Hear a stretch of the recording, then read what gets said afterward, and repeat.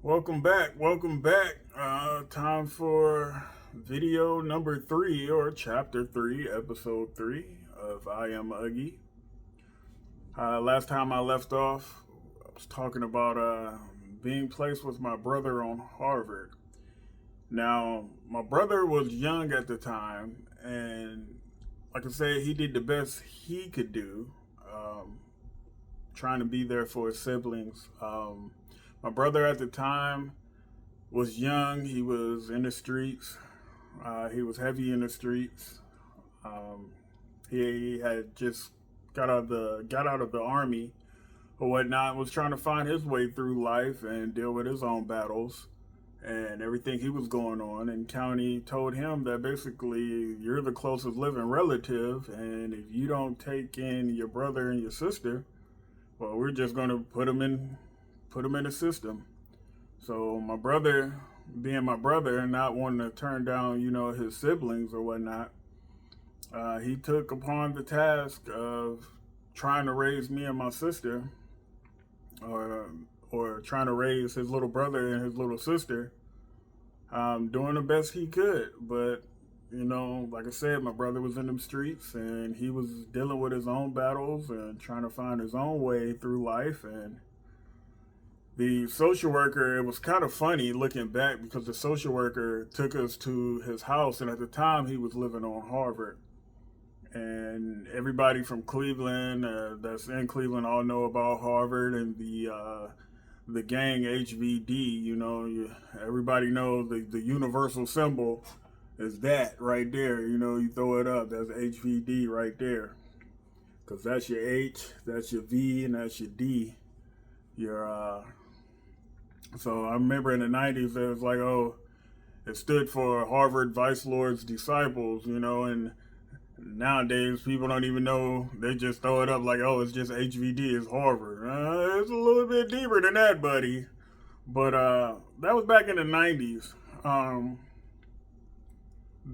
First day over his house, it was funny because county brought us over. I was excited to see my brother. I didn't see my brother much when I was in West Virginia. He was gone, living his own life, but I do remember him showing up one time in West Virginia with a bunch of fireworks. And that was always exciting whenever that one time that I do remember when I think back to it, because my brother would come through, or he did come through with a whole bunch of fireworks. And because we had property and land blowing them off in the country, it was fun as a child. But when we were placed with him, I was excited to see him. And county, they do their little walkthrough. The social worker do their walkthrough before they drop us off. And it was funny because we walked through the whole house, and it was quiet. House was squeaky clean. It was quiet. And then after the social worker left, my brother was like, "All right, let me take you to the basement to meet everybody else." I'm like, meet everybody else. They're like, yeah, meet the rest of the family and this and that. We go in the basement. And I kid you not, it had to be at least 20, 25 people in the basement. It was quiet like church mouse.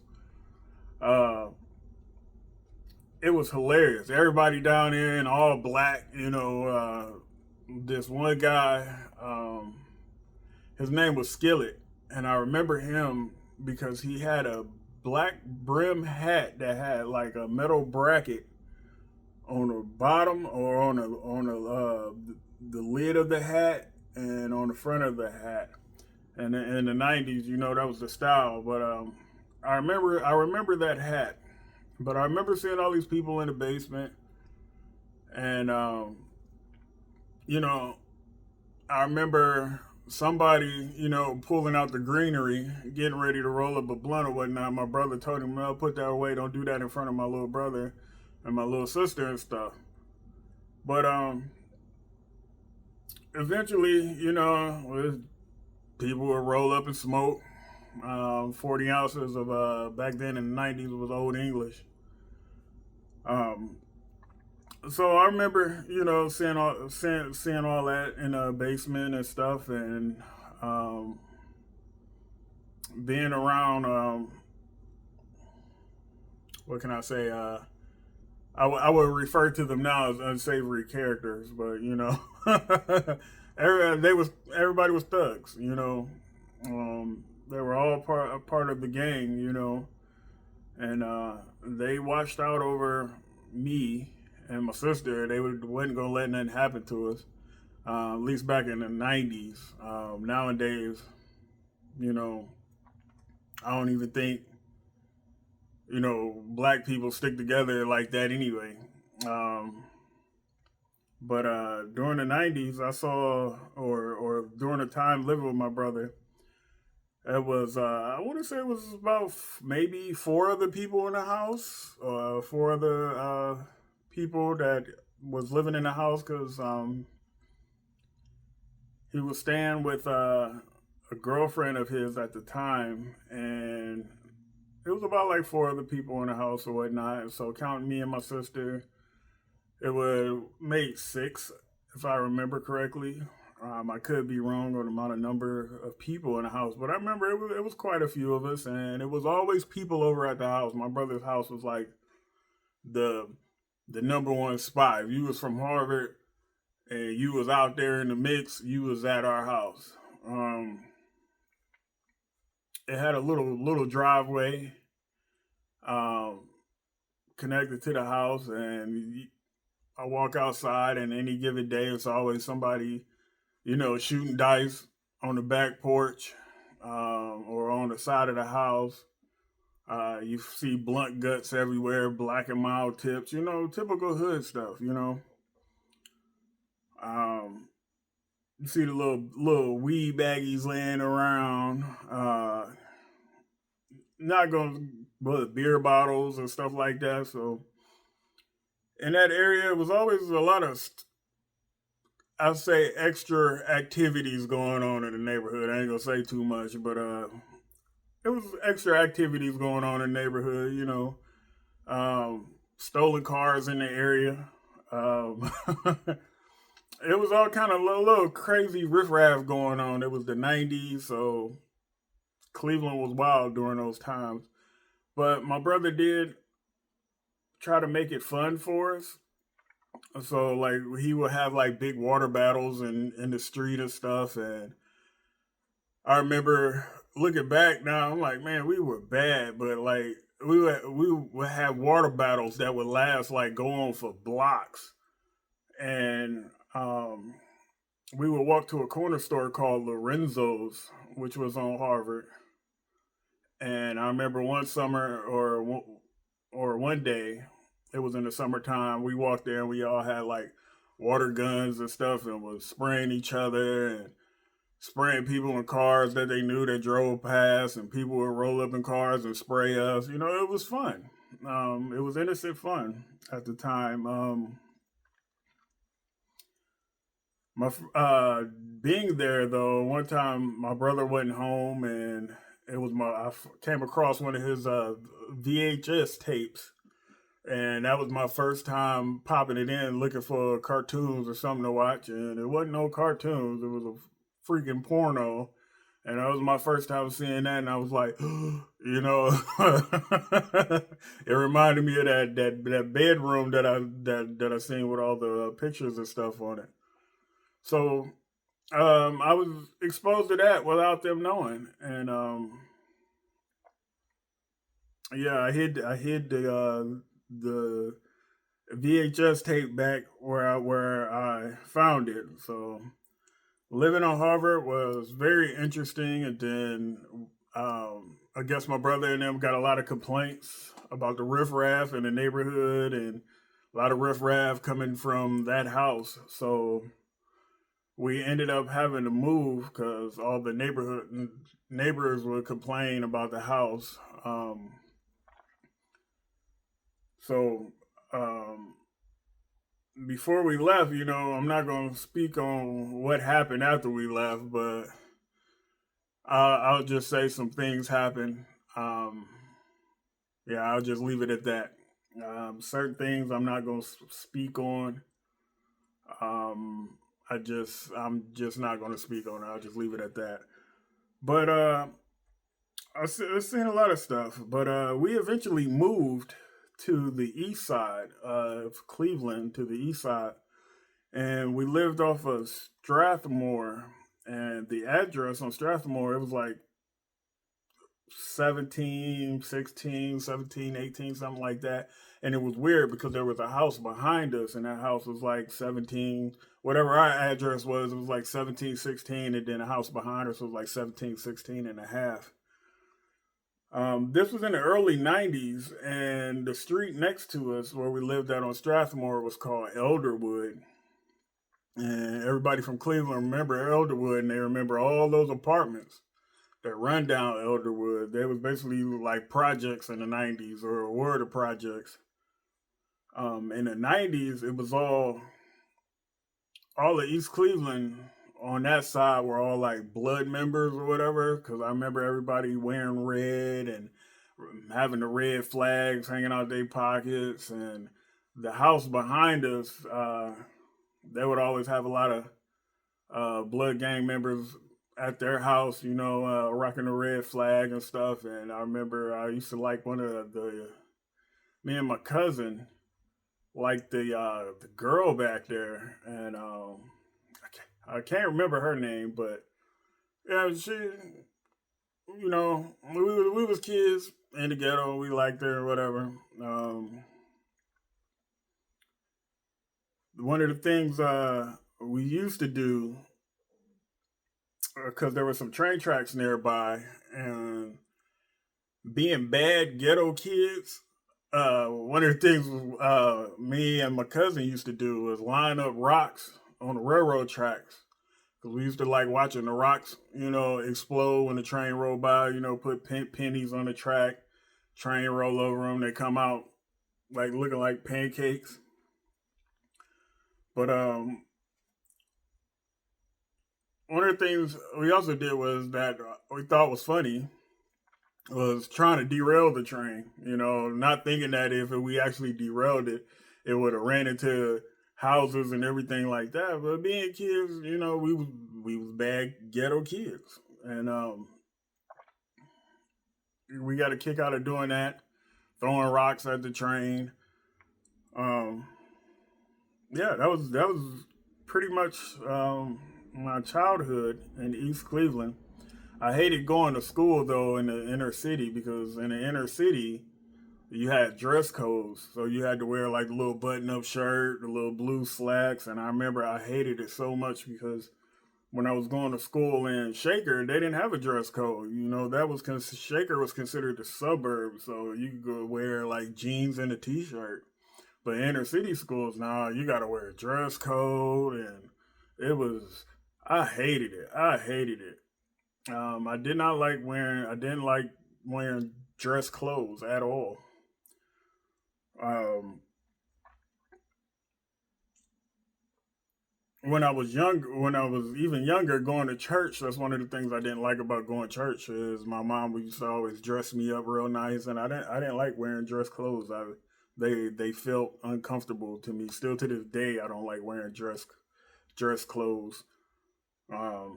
No suit, no ties. Just that's just not who I am.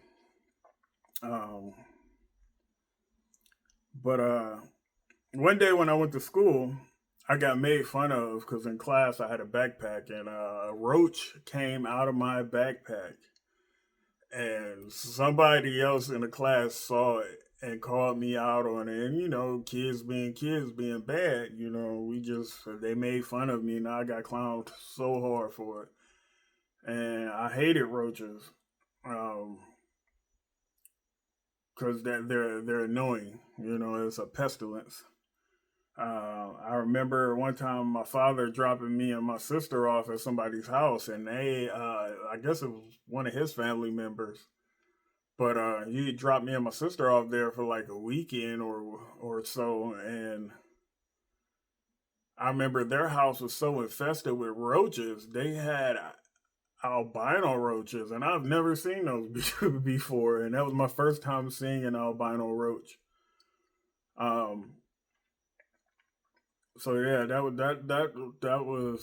was pretty gross and disgusting. Where you sit there and you're laying in the bed and they're crawling on the ceiling, they're crawling on the walls, and everybody know you go in the kitchen, you turn the lights on, and they scatter. I couldn't stand it. Could not stand it. Um, in East Cleveland, there were where we lived at. It was a lot of shootings in the area. So when the gunshots and stuff would go off around the house and everything, me being a kid, I was all that stuff terrified me. Like I said, I was a country kid. I was not built for the city life. So that stuff terrified me, and I would crawl underneath the bed. I would hide, and I used to get picked on by my brother and stuff because he was just trying to toughen me up. But at the time, you couldn't toughen me up. I wasn't built for that type of life, and being a kid, that stuff terrified me, and I would crawl underneath the bed and hide. Um, I remember back in the '90s, the police was called for some reason. I forgot what it was, but they yeah, the police didn't show up for like 45 minutes later, and that was crazy. Because people don't realize that in a low income neighborhood, the police don't really show up real quick. At least in Cleveland, they don't. Um, as time went on, um, we ended up moving to Cleveland Heights, and we lived off of Noble. And living off of Noble, that's when you had the gangs in that area. From what I remember, was a Hilltop and Seatown and stuff like that, or in that area off of Noble. And living there, we would walk to the corner store and play Mortal Kombat at the corner store because that's when they had the video game Mortal Kombat there. You drop a quarter in it, 50 cent, whatever you play. When we were bored, we would explore the sewer system. It was pretty disgusting, but we were some adventurous ghetto kids, and my brother would get flashlights and take me and my cousin, and we go exploring the sewer system of Cleveland Heights. uh, at that time, we lived in like a three-bedroom house, I want to say, but I want to say it was like eight of us living in that house. I could be wrong, but I remember it was pretty crowded, and we ate ramen noodles a lot. My brother was gone for a long period of time, for like a few weeks. Didn't know where he was at. Then one day he show up, and he's on the couch in the cast. And come to find out, he was on a motorcycle, drunk, doing a wheelie down Harvard, and lost control, and his bike went one way, and shoe went another, and he went another way, and he was at home in a cast. I remember that. Um, but during those times, I was bouncing around. We were bouncing around a lot, so I was an unstable child growing up. And what I mean by unstable is meaning I never really had a place to where I can adapt and grow in because I was always moving house to house, house to house, location to location. So during those times, I was still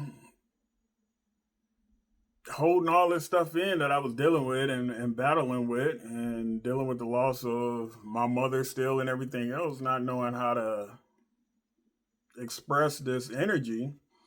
I just looked up to my brother, trying to, be like my brother. So I still struggled academically during those times, but I did look up to my brother a lot because one day I saw my brother. We were on Noble, and my brother got shot at, and and he didn't run. And I thought my brother was like the hardest person, toughest person in Cleveland when I saw that. And you know, I was like, I want to be like my brother. I want to be like my brother. Because I just thought my brother was just such a tough guy.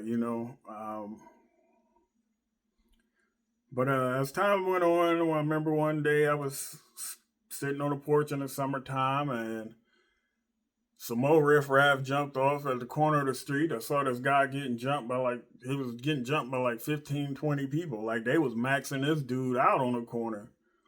And I watched it, and the guy was trying to get away, but it wasn't no getting away. And little did I know is that like years later, I would be that guy getting maxed out by 15 people. But that'll be a story for another video it'll be coming along as I tell the story of my life here. Before I get into the topics I want to speak on, I just want to, make sure I'm completely transparent and that I got everything out so that way people understand where I'm coming from and that I can relate. So as time went on,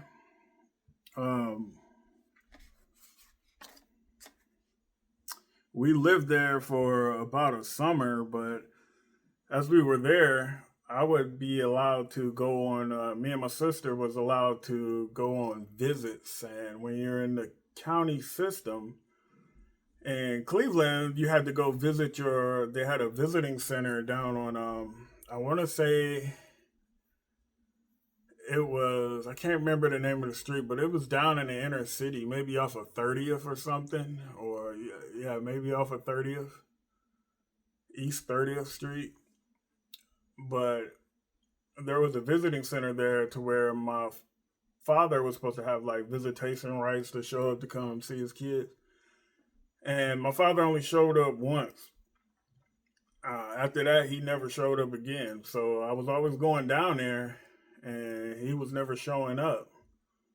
And that affected me deeply because I was always excited, to get to see my dad. Even though all the wrong he did at that time, it was like I was just pushing it in the back of my mind, pushing it in the back of my mind. He's my father, and that man never showed up. He only showed up one time, and those visits used to just scar me. And one day, um, while I was home, I went to the bathroom and I broke down crying in the bathroom, but I made sure I cleaned my face up and myself up before I walked out before I walked out in front of everybody else and in front of my brother because I didn't want them to see me crying. The house was always full of people, so it's like I never had no quiet place. There was never no quiet place in the house for anyone. It was either somebody in the house doing hair or playing video games or something. There was always something going on, but it was nowhere to really go to get peace and quiet. And if you went outside, you was in the hood.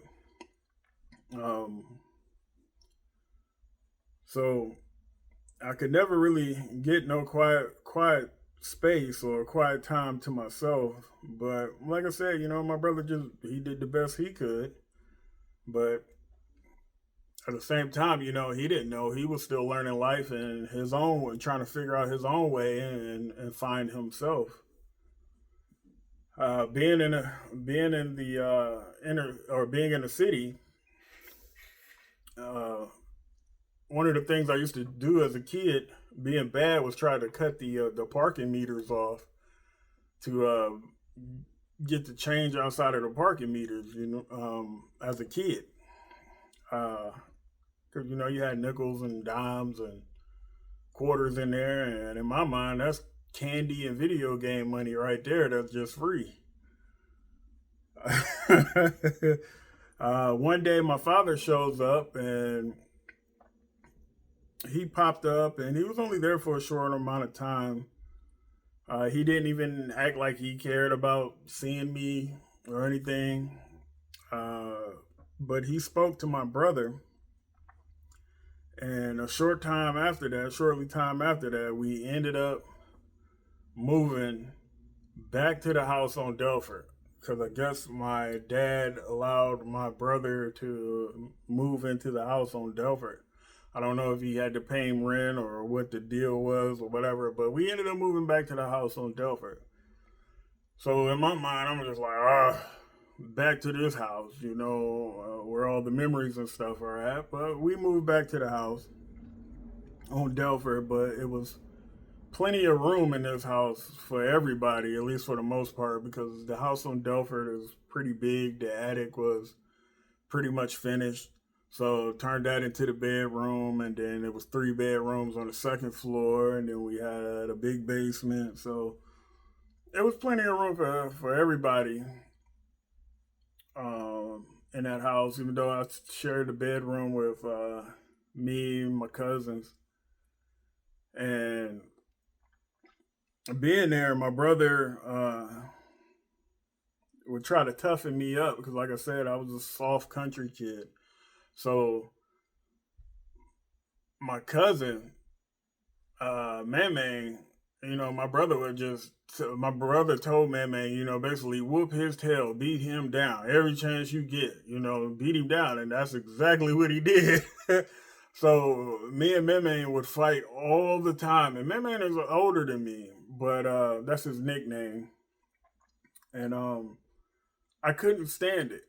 I couldn't stand it. Even though he had my back, because he was my cousin and he wasn't gonna let nobody else do nothing to me. But man, he would beat me down, and I couldn't stand that as a kid. But it was an experience, and in the long run, my brother did make me tough and make me into a fighter. Basically. Uh, as time went on, um, I think it was around my 10th birthday. My brother would, give me sips of his. He gave me a couple sips of his Old English, his 40 ounce OE, and we would walk from Delford to Harvard, and we would stand outside of Juvi Day, which was a club off of Harvard.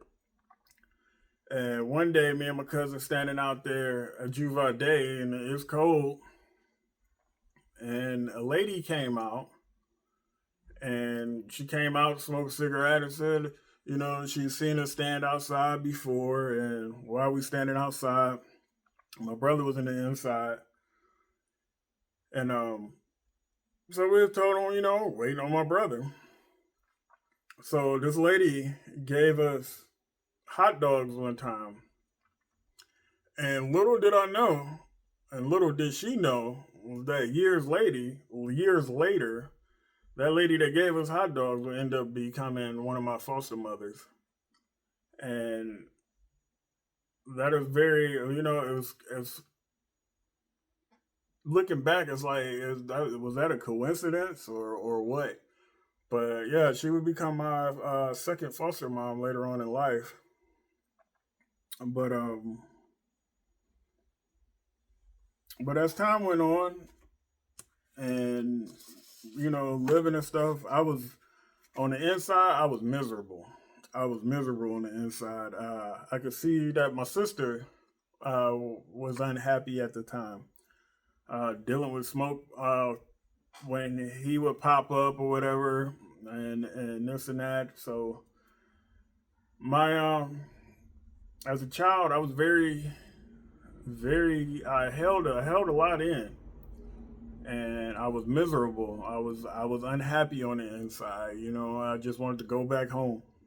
I wanted to go back home to the country, but little did we know at that time that we didn't know where any of our other brothers and sisters were at the time. We didn't know that the house, somebody had burnt down the house in West Virginia. Um, it wasn't none of my family members. Somebody else, that didn't like the house being there, set the house on fire. But we didn't know any of this at the time in the '90s. So I was doing poor academically. My head was always all over the place. So I started zoning out in class a lot. I couldn't really focus on schoolwork. I couldn't really focus on anything that I was supposed to be doing as far as curriculum goes and academic work goes. So I pretty much stayed to myself and I would zone out and I would write on a piece of paper. Whole time I was in class, I would write ones and zeros, basically binary code on paper in the '90s. It was something that I seen off a TV show, and just rewriting it over and over and over would distract me and keep my mind off of stuff. So that's what I did. I didn't really care about my schoolwork because I felt like I was dumb anyway. And, when you got family members and people that call you stupid or something like that, as a child, that stuff's it sits in a child. Our words have life. And when you are calling a child stupid or dumb, they're going to believe it. Even though you may be frustrated with them because they can't grasp something, you can't call a child dumb or tell them you stupid, you an idiot, because that child is going to believe it. And that child will never believe in himself or herself as they grow up. So I was like, well, I'm not going to pay attention to my work. I'm miserable inside. So ones and zeros it was. And my teacher, her name was Miss Distelrath, if I remember correctly. That was her name. And one day she came over to me and asked me what I was doing.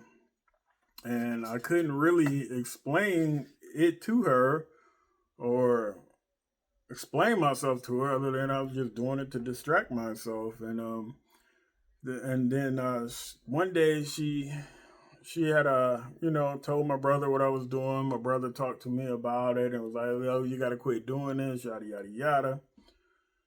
So, but I didn't stop. I just didn't stop. It helped me. It was a distraction to me, so I kept doing it. And one day she came to me and was talking to me, and she asked me, did I want to hurt myself? And being 10 years old, I didn't really say that I wanted to hurt myself. I think I just said I didn't want to live anymore. Because to me, life was miserable at that time. And so, yeah, telling the teacher that at 10 years old, well, stuff happens real quick. And one day I went home from school like a normal day.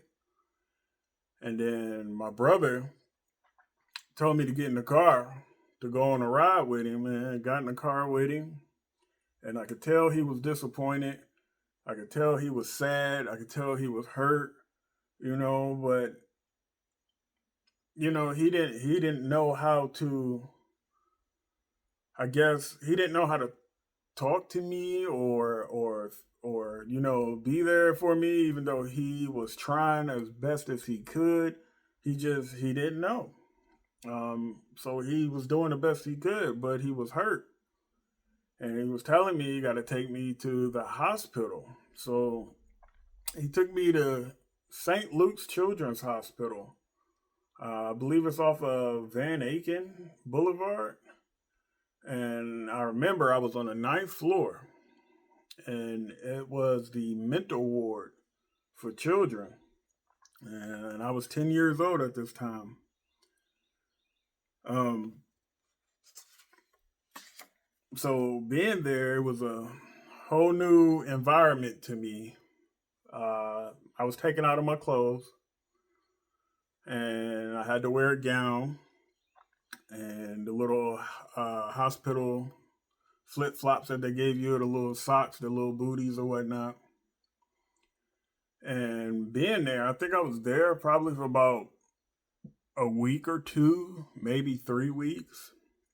But being there as a child, I became institutionalized real quick because they kind of like waited on you, hand and foot, basically.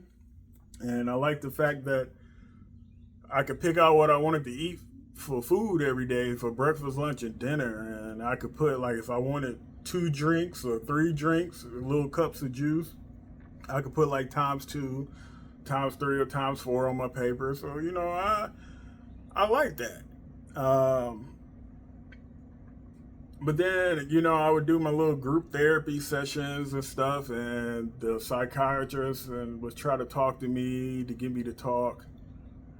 And then the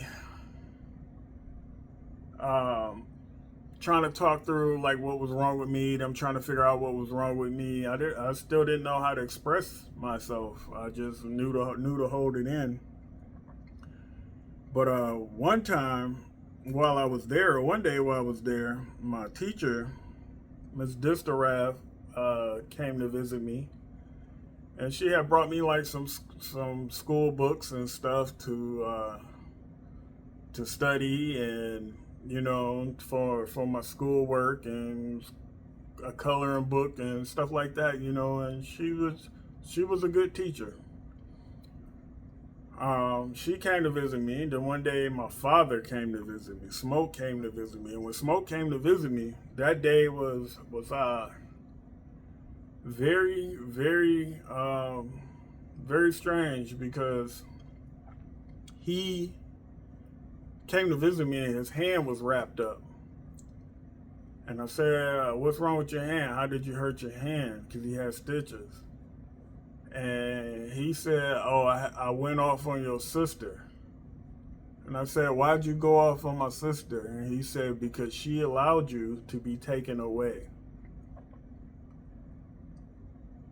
When my father said that, it set me off. So a 10-year-old child grabbed a number 2 pencil and went to go after his own father. And I got restrained by grown men or uh, staff members of the hospital. And I tell people, as a child, 10 years old, and my first time losing my temper, I was held down on the ground. They gave me a shot of something that calmed me down, and they put me on a table or in a bed, and it was literally like the movies. They strapped you to the bed. So I was strapped down to the bed in a mental hospital, and in the corner of the room was a camera, and that camera watched you. So I would stay strapped to the bed for, I can't remember how long they had me strapped to the bed, but I was strapped to the bed, and once I was calmed down, they would let me go up out of the bed, but I couldn't leave the room. They would come in and unstrap me, but I couldn't leave the room. So that was my first, I could say my first solitary room, or solitary confinement room, I should say. There would be more later on coming down in the future, but that was my first one and my first experience as a child at 10 years old, being strapped to the bed in St. Luke's Children's Hospital in the mental ward for children. One day, that was my first time, but while I was there, I think I ended up getting strapped to the table like 3 more times, because I started, attacking the staff members and throwing chairs and stuff like that. So I would get slammed to the ground, restrained to the ground, tackled by the staff members, and strapped to this table or strapped to the bed. Um, One day, my social worker shows up, and they're talking to me, and they had asked me the question, what did I want? And I told them I want to go home. And they said, home where? And I said, I want to go back home to West Virginia. I want to go back to the country. And they said, well, we can't do that. They couldn't, get me back to West Virginia to the country. So they said, would I be comfortable if they could find somewhere for me to live that was in the country in Ohio? And I thought about my sister, and I said yes. And I said, but I'm not going to go unless my sister goes. Because in my mind, the main reason why I was doing it was to protect my sister from my father, or from our father. Um, so I told them, I said, I won't go unless my sister comes. So I guess they went and spoke to my sister, and she agreed. And they came back to the hospital and told me. So we were picked up from the hospital, or I was picked up from the hospital from St. Luke's off the 9th floor. And we went back to the house on Shaker. And I remember my brother sitting in the lazy boy chair, and he didn't even look at me. He was just hurt.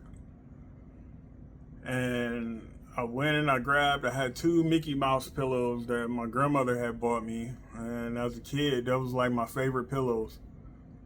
So I took my Mickey Mouse pillows and my clothes, and my sister grabbed her stuff, and then we got in a car and we was driven to, they didn't tell me and my sister where we were going. They just said we were going to the country. And we drove for a long time. I think the drive was 2 hours, maybe 3. I could be wrong. Maybe it was 2 hours, 2.5 hours. But we were driving, and I remember the drive down was really long, but I enjoyed seeing how the scenery changed from the city. And the further we got out, I started seeing farmland. I started seeing cows. I started seeing hay. And inside, I was happy. I felt happy for a moment. But then I was feeling lost at the same time. And I slept in the back seat.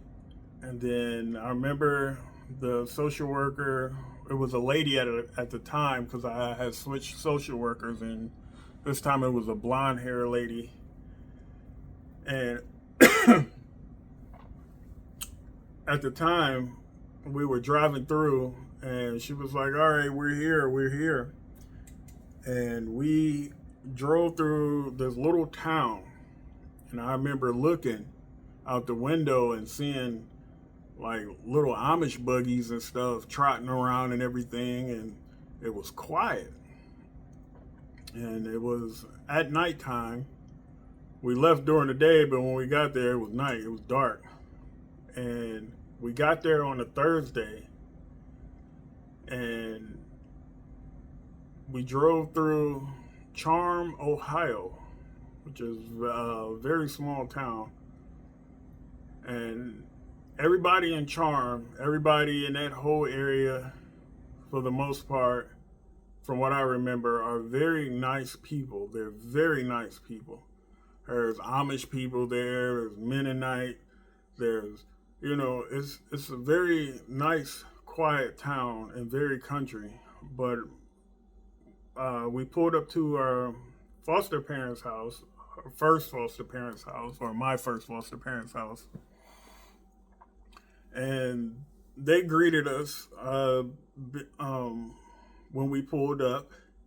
And I was shocked at first because they were Caucasian. And at first I was like, ooh, because I'm like, this is weird.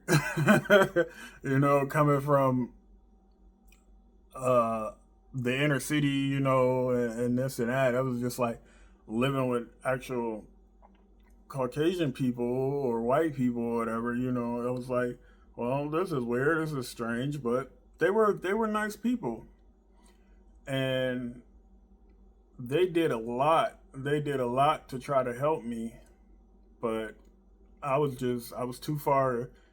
By the time they got me, I was already gone. Like mentally, I was gone. I was cooked. My brain was fried. Um, so they got there. We got there, and of course, uh, like any child is supposed to, you're supposed to have rules.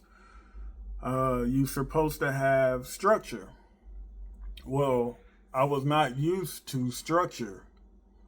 This was my first time seeing, an actual man and woman that are married together in the same house. That's raising family, that's raising kids, because they had their own kids, and then they were taking on me and my sister, and then they also had another child there, another little African American child or a black child, whatever you want to call it. And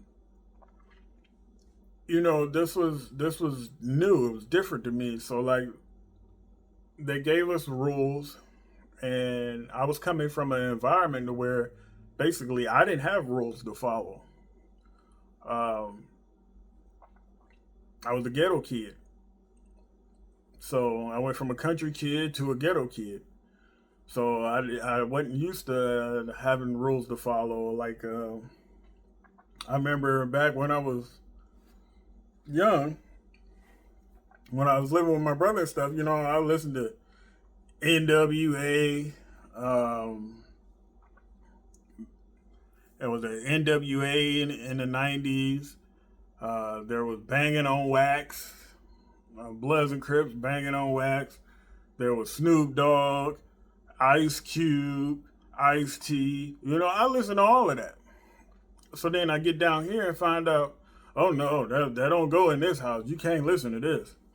And I didn't understand why I couldn't listen to it. It was vulgar, sexually explicit, talked about violence, but I went from being a kid that could listen to this stuff to now I can't listen to it. My brother had my ears pierced, my left ear pierced, and they took my piercing out, and I was so mad about that. Oh, I was so mad. That hurt. That crushed me. So I'm like, oh, now I can't wear my earring. I couldn't get the want to get the clothes that I could wear, because my brother, for the most part, used to keep us fresh. Or from what I remember with clothes, I had a nice red jacket. Um, it was a bright red jacket. That joint was flamed. And come to think about it, I don't know what happened to that jacket. I think my brother took it one day, and I just never got it back, or somebody took it and wore it and never gave it back. But I missed that jacket. But anyway, that's besides the fact. But they took us to go shopping for clothes, and they bought us clothes, and I had the Chuck Taylors, the Converses, the originals, the black ones, the black joints. And I remember I was like, I think it was Nikes I wanted at the time. And the jeans, they were no longer baggy. They actually fit. And I couldn't stand wearing jeans that fit properly on me. I was wearing boxers in the '90s, and I remember I couldn't wear boxers no more. I had to wear like regular underwear. They were trying to teach me how to be a kid again. And I didn't know how to be a kid again. Like that child of me was gone. He was dead. So I didn't know how to be a kid. I didn't know how to function. And we got there on a Thursday, and my dad tells me, excuse me when I say dad sometime, I'll try to fix that, or so you guys understand. But I'll say my foster dad. He told me that because I totally forgot, but we got there on a Thursday and we went to church because they go to church every Sunday. They took me to church every Sunday, and we went to church that first Sunday. And because I didn't like the rules, and something happened where they were telling me about the rules, I didn't like it, and I went to my room, or they told me to go to my room. I went to my room. Well, they come in the room to check on me, and I was nowhere to be found. But the window was open. And that was my first time attempting to run away from home when I had literally just got there on a Thursday. Um, my foster dad told me I went over four, four different fences. Uh, and when he found me, he said I was sitting on top of a hay bale, looking up at the sky, just lost, just looking.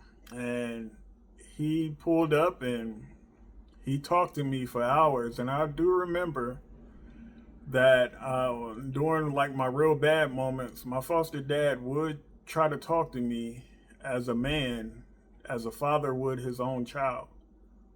And that was something I never experienced. And I always liked those conversations simply because for that little small moment, I felt like he was my dad. But in reality, I knew that he wasn't my dad. He was giving me what I wanted from my own father. You know, having a real man, heart to heart man talk. And my foster dad has a collection of old school muscle cars. And he would do burnouts in his cars and stuff like that. So I got a kick out of that. He took me to there was a mine somewhere down there in Holmes County or Berlin, one of the two. And that was my first time, seeing the big old mining dump trucks with the huge tires on them and stuff. But um, my foster parents did the best they could, but they didn't understand that the child they had got had a lot of issues, and I had a lot of pent up hurt and pain on the inside and stuff that I just didn't know how to express, and I wanted it to stop mentally, didn't know how to make it stop. I was dealing with the fact that, okay, I got rules now and I'm not used to this, and it was just everything was different. And then I was or me and my sister and the other child that they had, um, we were the only, from what I remember, we were only we were the only three black people for I want to say the next maybe 3, 4 different counties. I could be wrong, but at least that's what I remember. But at that time, I was trying to figure out who was I supposed to be. Was I supposed to be like my brother? Was I supposed to be like my cousin, man? I was confused. I didn't even know who I was anymore. I didn't know what I liked and what I wanted to like. Um, so during those times, I was I would see whatever, what other people around me had, or what other families had in the country. So some people had four wheelers and stuff, or ATVs, and I wanted one so bad because they looked fun and riding them were fun. Riding them in the country is extra fun. I had a friend named Wes, and we would ride on his four wheeler and through the fields and down through the ravines and stuff. And as a kid in the country, that's fun. Country life is very quiet. It's very peaceful. It's peaceful at night. Uh, but during those times, living there, I could see, or at least from my opinion, I could see that my sister was happy, or at least that she seemed like she was happy, and so I felt like I had did my job. I felt like, well, hey, I protected my sister, so I don't need to be here anymore. I missed my brother, and I was like, well, I'd rather go back home to my brother, because I don't want to be down here. And I would attempt to run away different times, and I always tell people this.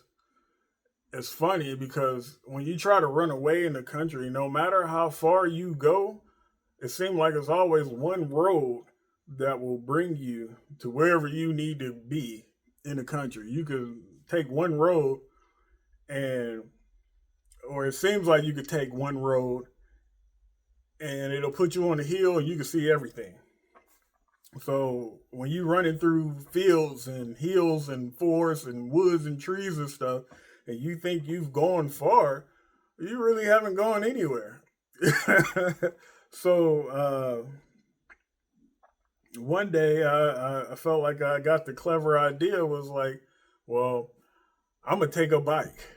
So I got on a bike, and it was hot. It was in the summertime, and I remember I rode on this bike, and I rode it all the way to my friend's West house, and I was hot. So in my mind, I kept thinking I was gonna ride this bike all the way back to Cleveland, but I didn't even make it halfway, nowhere near Cleveland, and that sun was cooking me, so I needed some water. So I stopped by my friend's West house to get some water, and his mother invited me inside and gave me water, and then had me talk to Wes, and the next thing I know, uh, or what I didn't know, was that she had contacted my foster parents, and they notified the authorities, and then the police show up, and that was my first time being arrested and detained, and they took me to Worcester to juvenile hall, and I remember being in there, and it was so crowded and packed that there was like no more cells for everybody, and it was boys and girls in this juvenile hall, or this juvenile detention center, and they gave us mattresses to sleep on the floor in the common area. That's how crowded it was. And I was there over the weekend, and I remember I was the youngest there, and people on the inside, would try to, mess with me and stuff like that. And one time I was in the shower, and after I was taking my shower, people they would smack me with the towel and this and that. But there's one guy, I remember him because the thing that stood out about him was he had a hole. Well, it wasn't a hole. His hand was wrapped up because he had got shot through his right hand, and he had his hand wrapped up. But basically, he told everybody else to leave me alone, don't mess with me, yada yada yada. So he stood up for me, and I remember him telling me, he was like, "You too young to be in here," And but I was there. But I was released, and on I think Monday I was released, and if I remember correctly, it was my foster mother, my mother, who picked me up, and she, talked to me and drove me back home, and yeah, during the time I was down there, they actually tried helping me, and they actually took me and my sister Angel and took their money, their expenses, and drove me and my sister all the way to West Virginia to see my mother's grave because we never got to see our mother buried or anything. And I wrote a letter. I don't remember what I wrote in the letter, but I wrote a letter and I dug up a little hole at my mother's grave, and I put the letter inside the hole and put the dirt back over it. And that was something that they did because the psychiatrist or the therapist that I was speaking to at the time had let them know that that was something that, you know, I needed to do. I felt like I needed to do. And we walked through our property in West Virginia, and I remember finding like not pieces, but like marbles and stuff because we had some concrete steps that had marbles in it. So I picked up a couple of marbles. I found some brass pieces that belonged to my mother, like brass ornaments and stuff, and we had brought those back with us. But a short time later from that, I began self-harming. And when I began my self-harming and self-mutilation, because at that time I didn't want to live no more. So at 10 years old, I began mutilating myself. At first it started with eraser burns. I would take an eraser and just scrub the skin off of me until, you know, it was the pus and everything was just so slippery that the eraser would just slide like sliding on butter, and then I would stop and start at a new spot. So I had marks all over my body, all over my arms from the eraser burns. And I remember my foster mother would be she was loving like a good mother. She was concerned, and she would tend to my wounds and clean them up and make sure they wouldn't get infected, and try to talk to me and taking me to my therapy classes. But I was just too far gone. They were trying to help me, but at the time I couldn't see that they were trying to help me. I didn't understand. I didn't understand what I was going through, what I was experiencing. I didn't know how to express myself, but I know that as I was doing that, it was making me feel good, and then it was like one pain lessens another. So it was like the emotional pain that I was feeling on the inside, the physical pain kind of took that away for a moment. And then I remember I had found some razors, and I had took the razors, and I was sitting at a pond at a lumber yard that wasn't too far from the house, and I wanted to die, and I tried slitting my wrist or cutting my wrist to commit suicide. But I don't know if you can see it in the video, but this line right here, where there, that line that run all the way down, that's from my first attempt at suicide when I was 10 years old. And during those times, like I said, I was lost as a child. I was deeply scarred emotionally, mentally. So one day, my sister had went off on me, and she grabbed me and threw me down on the ground, and she slapped me. And when she did that, it was like, what just happened? You know, I was like, what just happened between me and my sister? It was like I thought we were close. And in my mind, I'm like, I did this for you to get you away from smoke, and you are attacking me. Because she was like, why are you doing this? Because I was creating a lot of problems or stress, unnecessary stress on my foster parents. You know, they had their own business they were running. They had their own kids to maintain and stuff, and then trying to deal with me and my bad self. You know, being a bad child. You know, it was a lot. It was a lot. I was doing too much. As they say today, you was doing too much. I was doing too much. But I was bad, broken. You know, that's the only way I could describe it. But my sister had went off on me, and she asked me why was I doing this, and I don't remember what I told her, but I was pissed at her after that, and it was like it crushed me because in my mind I'm like, I did this for you to get you away from Smokey, and you know it just from that point forward it was like me and my sister. I felt like our drift has started. So